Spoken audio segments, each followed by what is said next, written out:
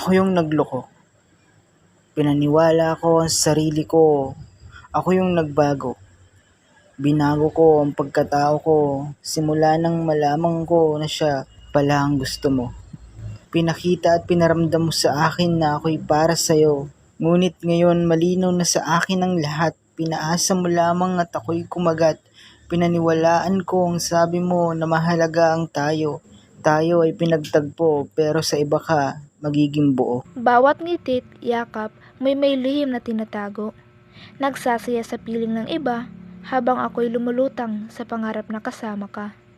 Iyong mga salitang pag-ibig ay bulong sa hangin lang pala. Sa huli pala'y pagsisisit bighati ang iyong sakin ay iiwan. Mga alaala ay nagbabalik pa rin sa aking isip. Nakatatak na at di na malilimot pa kahit ilang idlip. Mga luwas sa mga oras na iyon ay di maiwawaksi. Alas sa katanghan kong umibig sa'yo ng ganon kadali. Ngayon ay bumabangon ako sa pagkakabigot pagkakamali. Pipiliing mahalin ang sarili kaysa masaktan pang muli. Hindi na ako magpapadala sa ilusyon ng pag-ibig sapagkat may darating na itinakdang karapat-dapat at kaibig-ibig.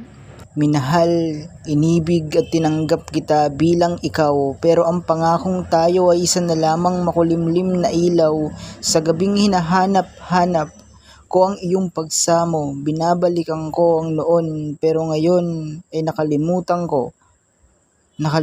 ko na dahil hindi na kita mahal ko.